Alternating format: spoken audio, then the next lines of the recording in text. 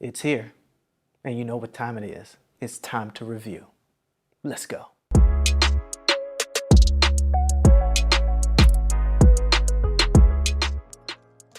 What's going on, guys? It's me again, Give Me Tech. And I want to apologize, first of all, for not putting out content like I should be. We know what's going on with the world, and of course, that was my opportunity to pour out content. But I do have multiple things that I do have in the office that I want to definitely share with you guys. And today I want to kick it off with the latest from Apple, the AirPods Max.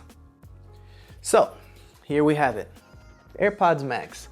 Now I want to address the elephant in the room right now, which is the case. I'm not going to speak too much about the tech specs and all that it does as much as other channels have, because they've already done it. I want to hit a certain specific thing that I have about reviews on YouTube, right? First of all, there's some great reviews. Man, I wish I knew the YouTuber's name, but he breaks down like sound. He's like an audiophile guy. I'll leave the description down below. Then Jonathan Morrison gave a profound review on the AirPods Max itself. So I want to focus on, is it the right thing for you? Is it the right pair of headphones for you? Is it going to do what you need it to do? From a intermediate sound engineer slash tech guy, right? At my full-time gig, I'm a system engineer. Neither here nor there. Now let's get back to this. People scream about the price. I'm not gonna talk about the price. You know why? Because if you think that you're worth $2 million, you're gonna charge $2 million. It doesn't give you the right to, but you can, because that's what you feel that it's worth. That's fair. So when everybody goes across YouTube and the internet and the news and the media and says that, wow, the AirPods the AirPod Maxes are $550. We pay $250 for these. We complained then, but they sold out. We complain now. As you can see, they sell out. So I'm not giving Apple an excuse to overcharge per se, but with the research development, the way that they have to go through things to put it together, unlike and kind of sort of like other companies do, the tech that's in these, to me, are valuable. Let's say that. For me as a techie person, I have almost everything Apple, and I'll be reviewing the new M1 MacBook Air. And let me stop rambling on and give you my perspective on these. Back to the cost. I'm not gonna harp on the cost. I like them. I think that they're worth a good amount.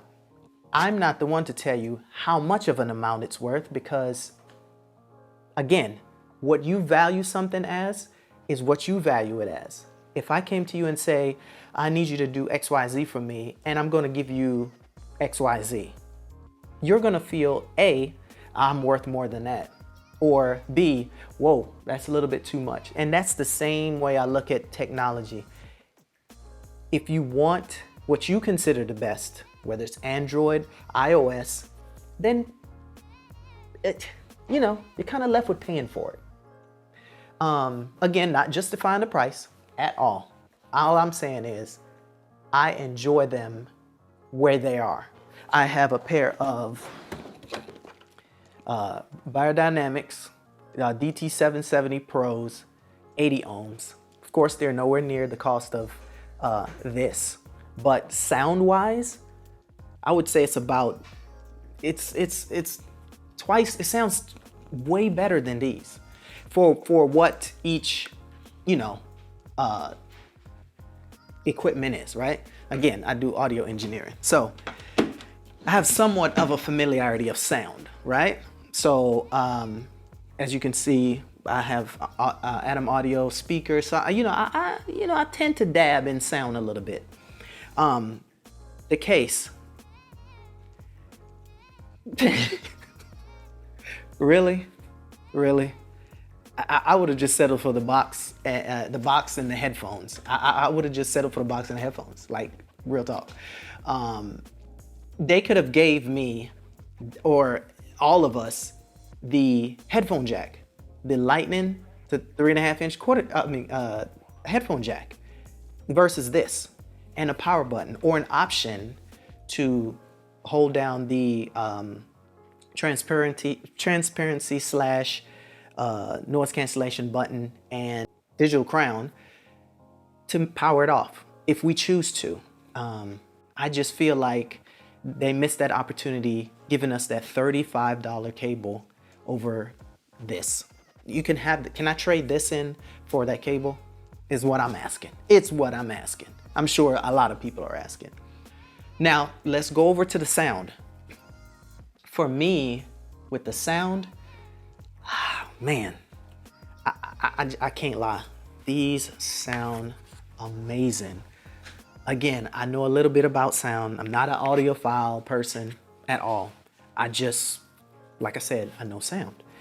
These sound amazing.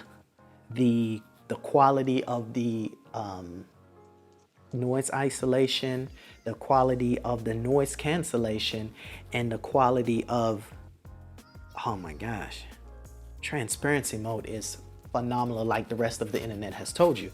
Like I said, I don't want to ramble on about what you already know. We know that the air cups are replaceable. I've been seeing where some people saying that sweat has, wearing it for about an hour and a half or more, and sweat condensation has built up on the driver area, but it may. I've had them for 4 days. Listen to them, let friends and family listen to them, and no one says anything negative about these. No one says anything negative about them. Again, it doesn't justify the cost, but these air cups are comfortable. The headband to me, I know what everyone's talking about with the possibility of it, ripping, tearing, stabbing.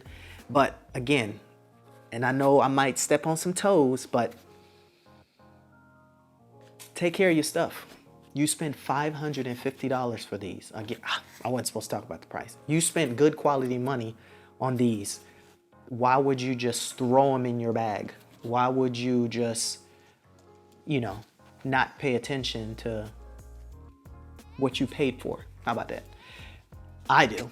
I carry, majority of the people on the internet are talking about the bag that they have and the gear that they have, and how quality of the bag and protection that these bags, that they keep their expensive gear in. This is an expensive gear. Take care of it. That's the fix for that problem. They had an opportunity, since it only folds this one way and not this way, to put, some rubberization here, some kind of rubberization to.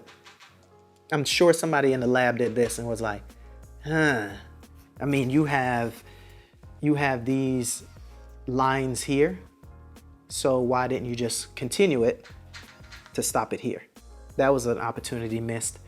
Build quality, phenomenal. The weight means nothing to me. I have Dynamics.